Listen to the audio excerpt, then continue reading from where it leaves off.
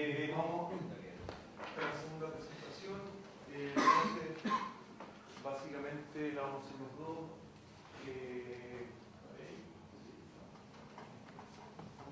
Sí, sí. Entonces, la presentación tiene que ver con algunos de los temas justamente de los que había mencionado Javier. También tiene que ver con el tema de la danza y es un proyecto que hemos estado desarrollando este último año y medio. Vamos a mostrar algunos resultados que están un poco más acabados y otros que estamos desarrollando. Básicamente la presentación vamos a dar una pequeña introducción al tema. Hablaremos de un prototipo que hemos diseñado, continuando con un trabajo que se realizó anteriormente en Inglaterra. Y después, bueno, ese prototipo vamos a escribirlo a grosso modo y hablaremos de la optimización del sistema. Esa parte la va a ver Rodrigo. Después yo voy a volver y vamos a hablar un poquito de las aplicaciones artísticas de este sistema de sonido que vamos a explicar en detalle. Al final vamos a concluir y va a ir un poco un espacio también para conversar del proyecto en su estado actual y cómo lo estamos desarrollando. Así que dejo a Rodrigo Torres con la explicación del sistema. Hola, buenos días. Bueno, a modo de introducción, hablar un poquito sobre sistemas de audio multicanal, en realidad de espacialización de sonido. Hoy en día, o hace un par de décadas, se viene investigando mucho y desarrollando muchos sistemas que generen espacio en términos sonoros. Prueba de ello es lo cotidiano ya de los sistemas 5.1, 7.1, especialmente utilizados en sistemas audiovisuales. Y eso no para, o sea, hay evidencias y búsquedas de sistemas que van aún más allá, como el Hamasaki, perdón, el japonés, no, el Hamasaki 22.2, que utiliza 24 canales en 3 niveles. Todo esto en búsqueda de generar espacio y profundidad en términos de sonido.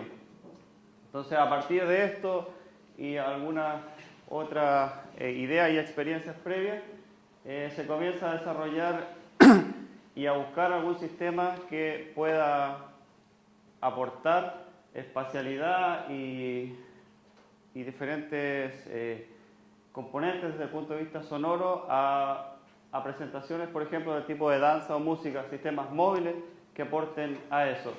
Tratar de un poco de juntar este mundo que generalmente en el área de la danza, el término de sistema de sonido es bastante precario, a diferencia de los sistemas utilizados para música, que son bastante más elaborados.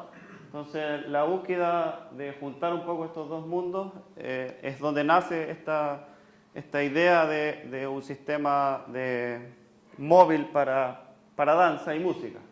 Entonces, las primeras ideas o las primeras experiencias nacen utilizando un sistema de reproductores de CD portátiles, estas radios que reproducen CD, las cuales son cargadas por bailarines y participan de una coreografía. Estas radios emiten como fuentes sonoras móviles y además son controladas directamente por el propio bailarín.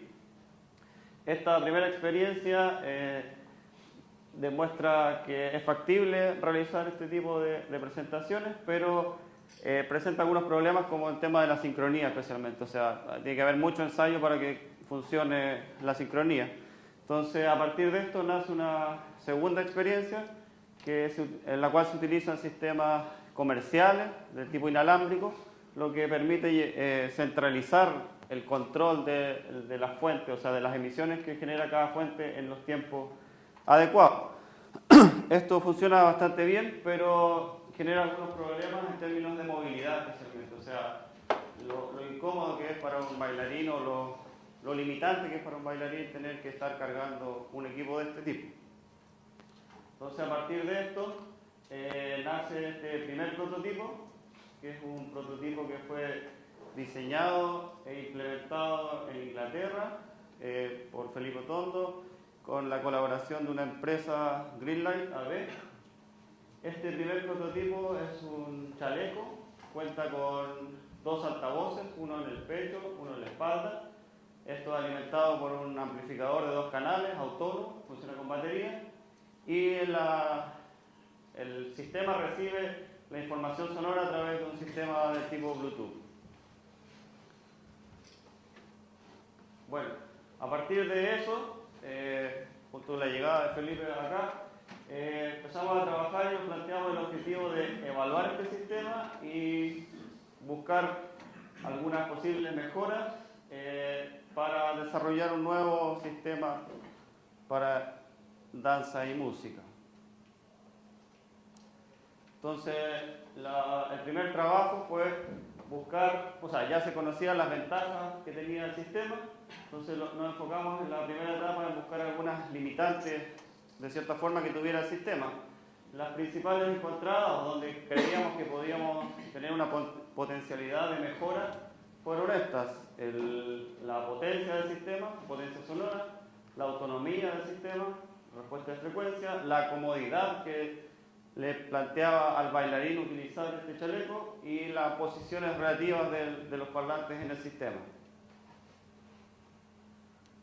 Bueno, enfocados en este objetivo, decidimos que la optimización la íbamos a trabajar no solo desde el punto de vista electrónico o acústico, sino que tenía que ser una optimización que englobara al menos estos 3 aspectos: o sea, creatividad, el desempeño obviamente del sistema, y que fuera totalmente funcional. Bueno, como decía, parado en estas tres patitas, nos enfocamos en buscar un sistema o desarrollar un sistema que nos permitiera trabajar de forma flexible. Estos primeros límites que nos autoimpusimos nos complicaban bastante en el término especialmente de el tamaño de los altavoces que íbamos a utilizar. O sea, para que fuera práctico y móvil necesitábamos necesariamente tener parlantes bastante pequeños. Eso hay que tenerlo siempre presente. Nuestro primer trabajo ya práctico fue la búsqueda de algún sistema comercial que cumpla expectativas o que se acercara a las expectativas que estábamos buscando del sistema, para lo cual realizamos la búsqueda y las mediciones de un par de sistemas inalámbricos comerciales, los cuales en realidad no se ajustaban exactamente a nuestros requerimientos.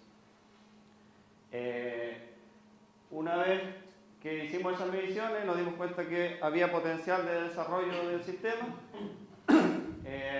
Buscamos altavoces que cumplieran estos 3 parámetros especialmente, o sea, que tuvieran una respuesta de frecuencia importante, que tuvieran un nivel de potencia aceptable y un rango de frecuencia lo más extenso posible. Una vez conseguidos esos altavoces, probamos diferentes configuraciones de cajas acústicas para mejorar el rendimiento del altavoz. Aquí podemos ver, por ejemplo, el altavoz al aire libre, el cual realizamos mediciones para conocer las características del sistema. Y finalmente, después de varias pruebas y tamaños y formas de caja, nos quedamos con estas dos. Esta caja un poco más grande y una caja un poco más pequeña, que vamos a ver más adelante dónde las ubicamos. Después de juntar todos estos resultados y decidir el tamaño y volumen de caja a utilizar, encargamos la construcción de un amplificador de potencia que tuviera una mayor autonomía, o sea, buscamos un sistema de baterías un poco más grande para que durara, pero más liviano a la vez, y construimos también un amplificador más potente para acomodarse a este nuevo sistema. Teniendo ya los componentes del sistema, trabajamos en el rediseño de este chaleco, pensando en que fuera más funcional, más práctico, más fácil de instalar, le diera más posibilidades de movimiento al bailarín.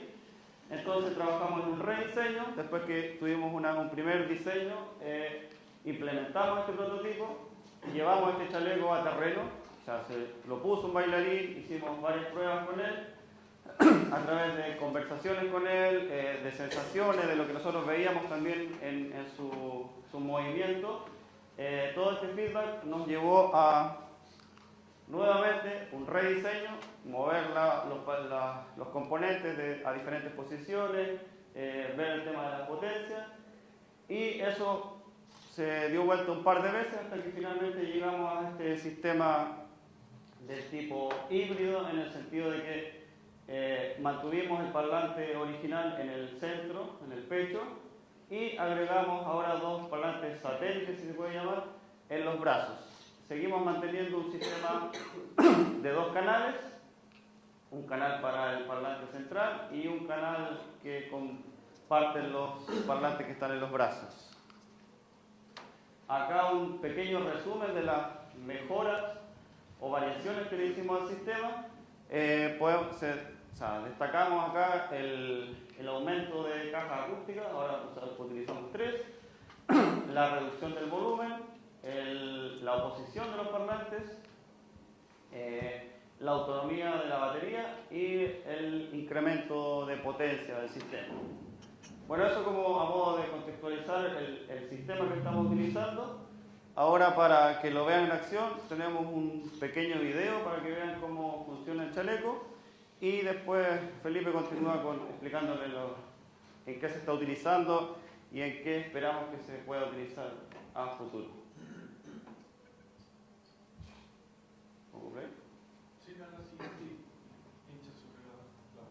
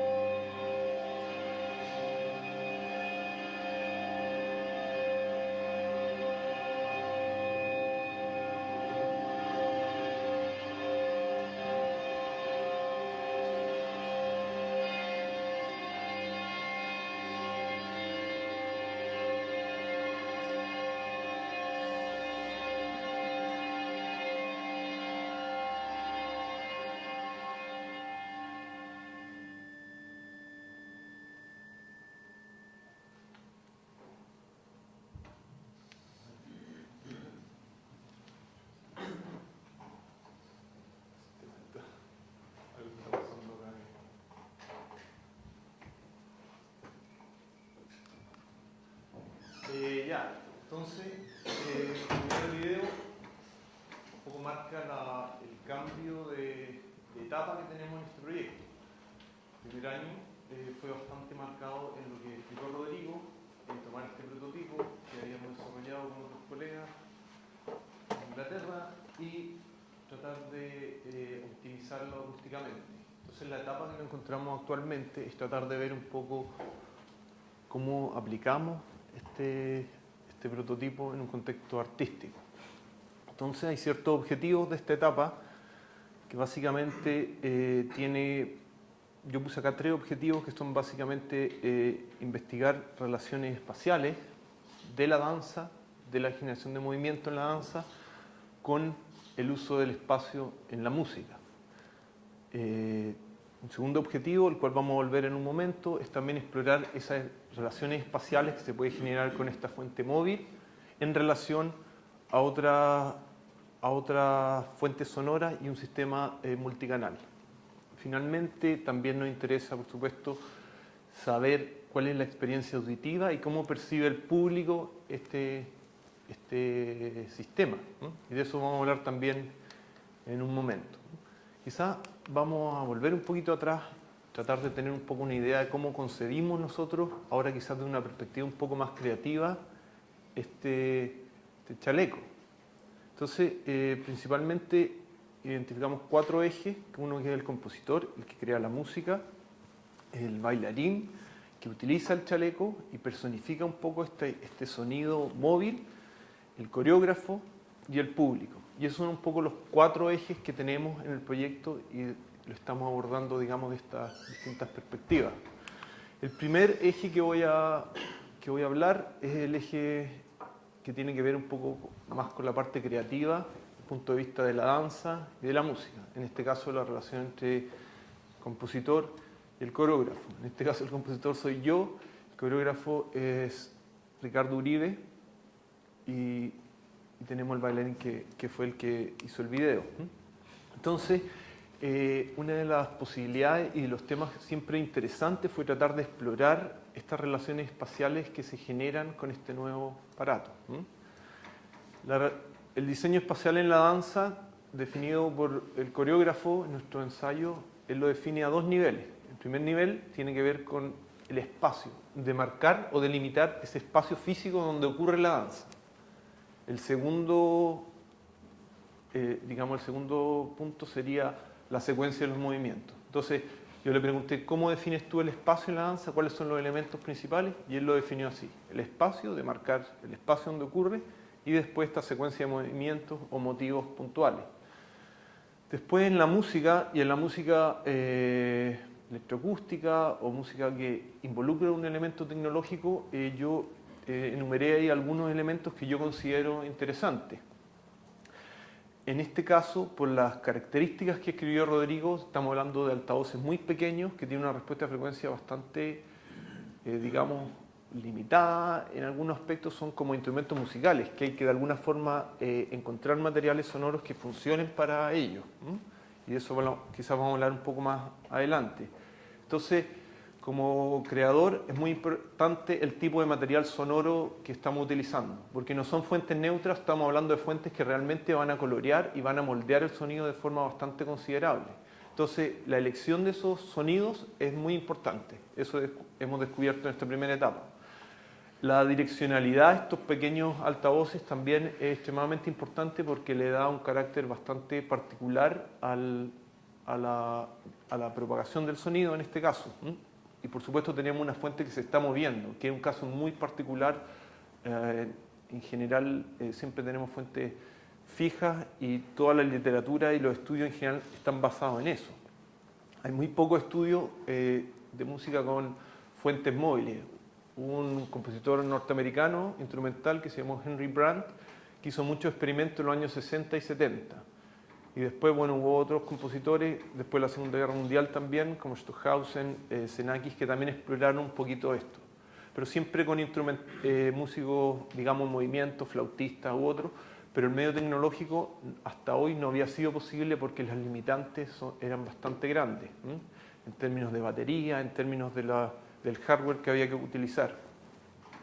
Otro elemento interesante es la relación entre los sonidos de los brazos, que cambian y tienen estos altavoces que son extremadamente direccionales y son como en el fondo altavoces de mediana y alta frecuencia, y el altavoz del torso, que es un altavoz de un rango más amplio y que tiene otro tipo de comportamiento.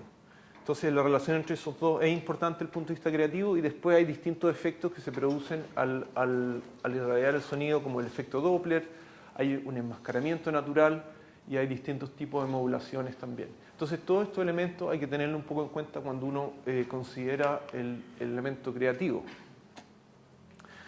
Hay un elemento también bastante interesante que lo descubrimos con el coreógrafo, que a la hora de crear diseñar coreografía y trabajar con material de movimiento, él lo está empezando a utilizar como una herramienta de exploración y diseño coreográfico.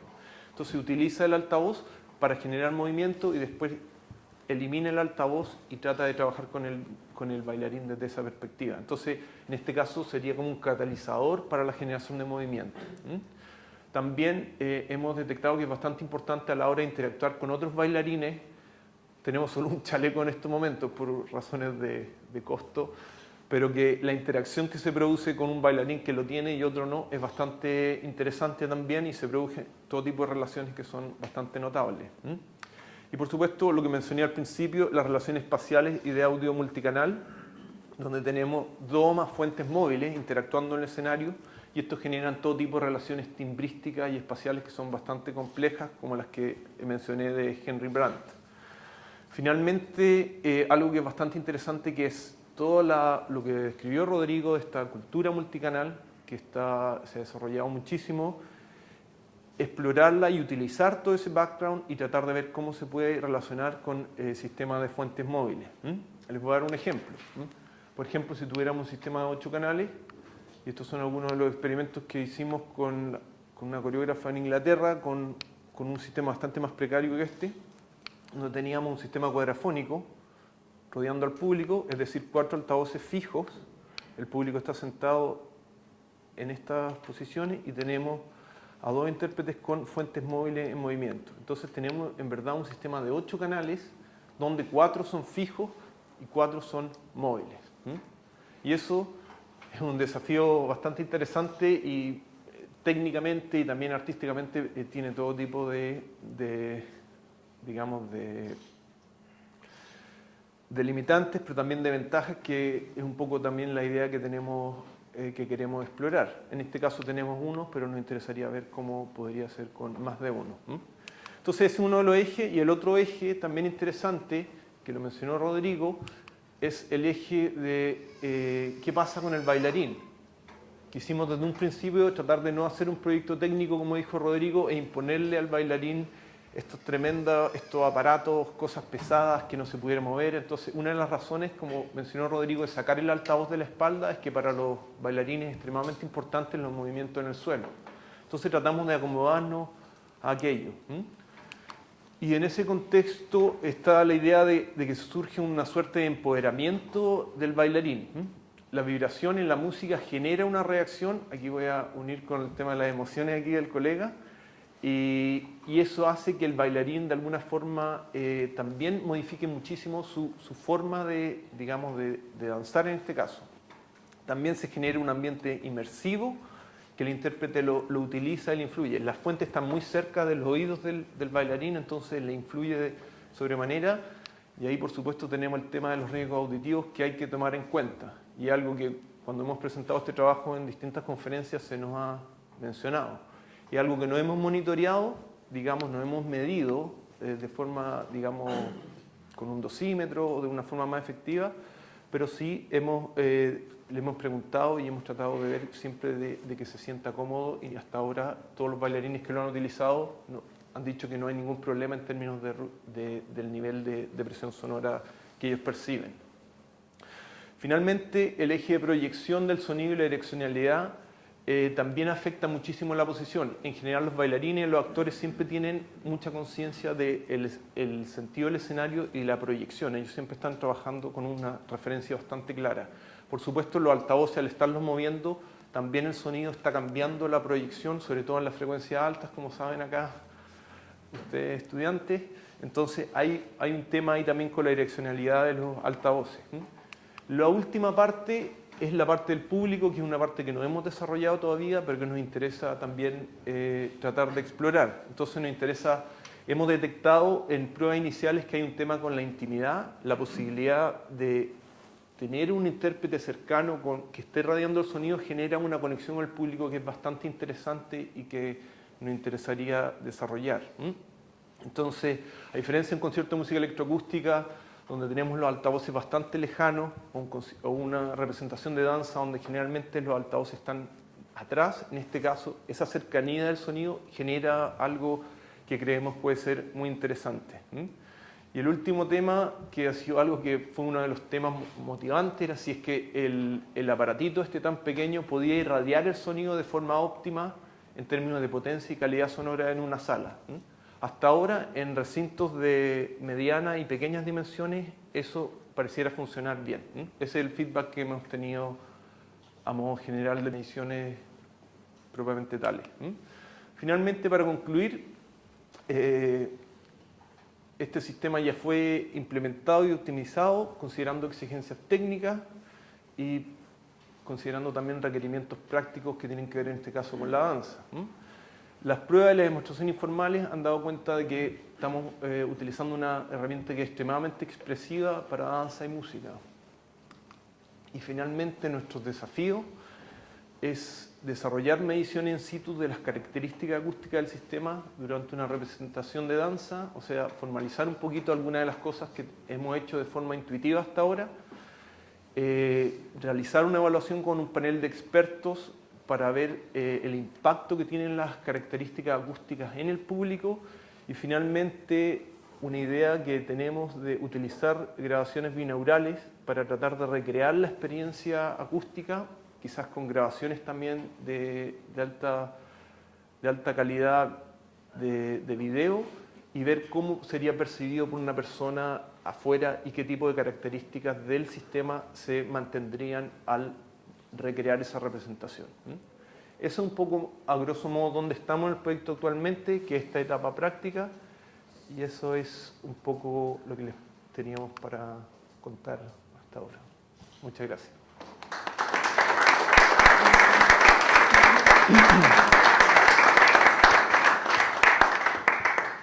Tenemos tiempo para algunas preguntas.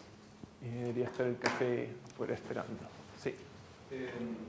Quería saber si, además de tener que contemplar el hacer un traje, digamos, emisor sonoro, tenían quizá visto hacer un traje de receptor, de modo que se pudiera quizá entre los bailarines generar retroalimentaciones que aportaran como a la obra, o algo así, o cuán factible sería.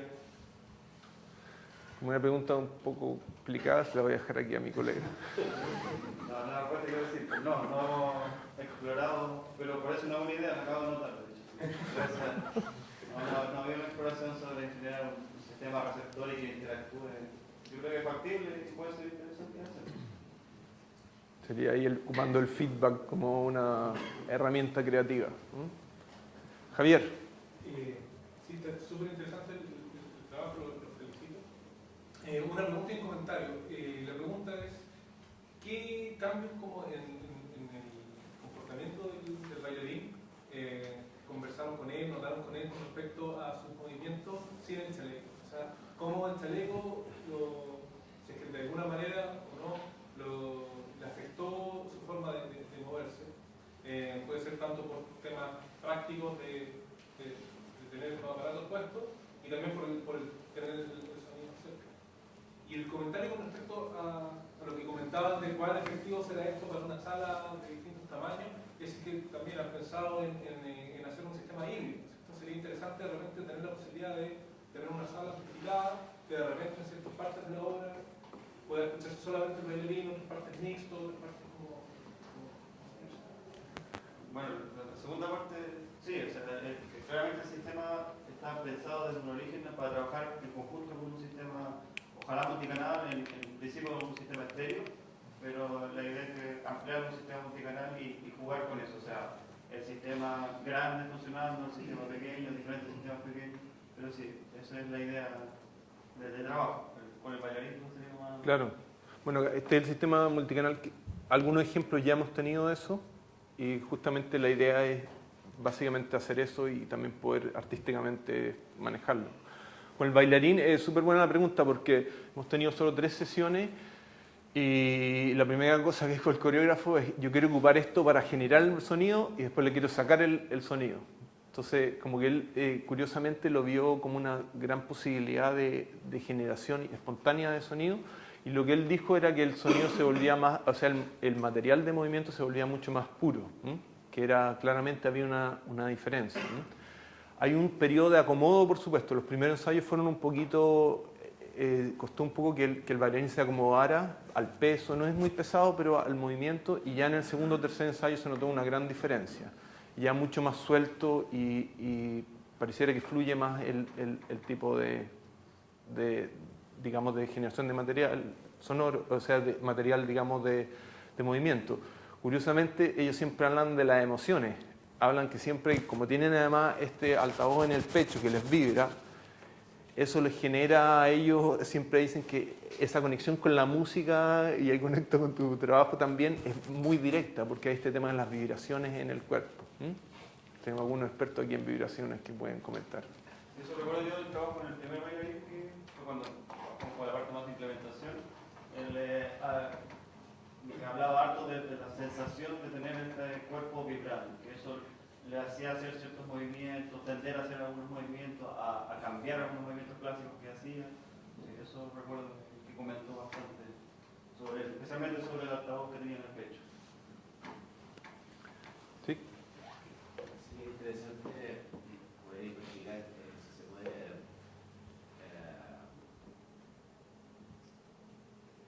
retomar el tema de la conducta de ecolocación.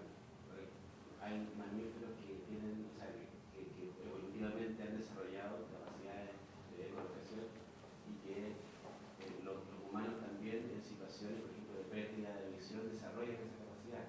Entonces, probablemente con el sistema interactivo se podría investigar si un bailarín puede aprender a conducir su cuerpo a partir de cálculo de distancia con sonido. Ya. Sí, yo no lo había pensado, por lo menos. Bastante interesante. La interactividad ahí habría que incorporarla. Sí. Natán. Más que nada compartir como una reflexión que me surgió al ver el video. Hace un tiempo atrás que conocí el proyecto, veía un potencial como más musical veía que en el proyecto hay más potencial musical que con respecto a la danza. Pero al ver el video y al ver al bailarín haciendo su trabajo, me invitó a la reflexión de que, claro, yo veo más el lado musical porque de mi perspectiva es más musical, pero al ver al bailarín me di cuenta que su perspectiva es del mundo de la danza y del movimiento. Sin embargo, el traje está justo en la mitad y es algo realmente nuevo, que quizás verlo desde ambos lados, de forma separada, y tratar de unirlo, quizás no es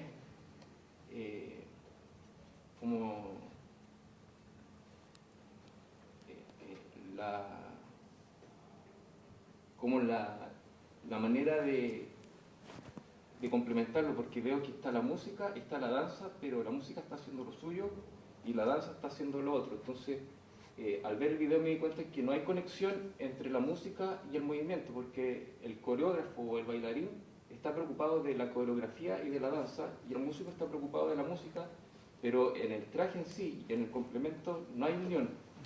Entonces, bueno, estoy tratando de hilar las ideas porque es una reflexión que me surgió ahora en este momento. Entonces, creo que sería interesante, en vez de trabajar la música por separado y el movimiento por separado, trabajar y detenerse quizás en la parte creativa en construir un movimiento específico para un sonido específico y ir quizás construyendo series de movimientos con sonidos específicos y limitarse a, no sé, por dar una idea, a 4, y desde esos 4 movimientos con sonidos específicos crear algo y que quizás no tenga que ver con la danza y tampoco tenga que ver con la música, sino que tenga que ver expresión creativa. Entonces esa es como la reflexión que me surge al ver el video y que quería compartirla ahora contigo. Sí, yo creo que es un súper buen comentario porque también resume un poco la travesía. Inicialmente, como compositor, yo creo que la música está sobrecompuesta y en general esto también es muy complejo porque al final, como tú bien dices, esto es algo intermedio, que no es música, no es danza, es un espacio realmente intermedio y necesita una cierta reflexión. Intuitivamente yo me he dado cuenta que, tal como tú dices, material sonoro muy básico tiende a funcionar mucho mejor que material que está bastante más desarrollado. Entonces, ese trabajo hay que hacerlo, yo creo que lo hemos empezado a hacer con el coreógrafo, pero no es fácil, como tú dices, uno tiende siempre a quedarse en su terreno y hacer la música y el otro la danza. Eso es lo que estamos tratando de hacer. Y también como compositor a veces es un poco aburrido ocupar cosas que son muy básicas, pero eso, como tú bien dices, pocos sonidos tienden a funcionar bastante mejor que cosas que son un poco más desarrolladas, ¿no? Tenemos tiempo como para una o dos. Sí. O sea, tienes mucha razón. La primera confesión que hicimos, o sea, partió o sea, Felipe preparó un material, se lo pusimos en el chaleco, el bailarín en ese momento estaba sin coreógrafo, hizo un movimiento, yo en danza, y nos mirábamos y en realidad veíamos que el chaleco no tenía ningún sentido en esos movimientos y empezamos un poco como a calmar la cantidad de movimientos, intervenimos un poco desde en mi caso desde la ignorancia de la danza, pero a decir, oye, ¿por qué no te mueves así? Mira, en este momento va a salir solo un sonido por el pecho, usa un movimiento así, y creo que funcionó bastante mejor, entonces creo que se liga mucho con la reflexión que tú dices. Concuerdo con tu reflexión. Dos preguntas cortas que veo atrás y para irnos al café. Llegué un poquito tarde, así que mi pregunta primero es, ¿incluye el chaleco, tiene acelerómetro? Y si no tiene, ¿han pensado en incorporar acelerómetros para que así poder hacer que el chaleco sea más interactivo para el bailarín en el sentido de poder manejar ciertas variables de la música o de la intensidad del sonido o tonalidad, etcétera, aprovechando la información de acelerómetro? La verdad es que no lo hemos considerado, hemos estado preocupados de que la cosa funcione, que no se nos electrocute el bailarín. Ha habido otras prioridades un poco más básicas, pero está interesante. Vamos a ponerlo en el presupuesto, en la lista para el viejito Pascuero. Y había una última pregunta, no sé si vamos a tener más tiempo. Sí, en realidad es como enlazando un poco lo que comentaba en la pregunta anterior. Yo creo que en el tema creativo podrías ver o replantear el tema del eje. Si te das cuenta, el eje vertical que tú planteas entre el compositor y el coreógrafo, de alguna manera ahora sí ya está mucho más intervenido por el tema del bailarín. Y tiene un poco sentido con lo que te comentaban de este receptor de sonido, en donde ya se puede hacer un diálogo que de alguna manera entre en una composición un poco más completa dentro de una obra que se pueda considerar para este tipo de cosas. Porque, claro, a nivel de composición acusmática o electroacústica, tú lo encuentras interesante de que tengas como este espacio, este background y estas luces que te aparecen con estos emisores de sonido. Pero, de cierta manera, la interpretación de esa misma obra, la potencia que tiene la interpretación real del bailarín, igual tendría que incorporarse de alguna manera dentro de la composición. Y tal vez ya no es un eje tan como... Sí, eso fue simplemente para la presentación un sí, poco. No, pero me refiero en el sentido creativo, de que tal vez ese triángulo que se genera ahí puede ser como más interesante a nivel de proyecto de obra. Me refiero que considero que a lo mejor por eso mismo no está esa integración o no se ve evidentemente la integración que puede generar estos puntos, desde la composición musical a la composición de danza.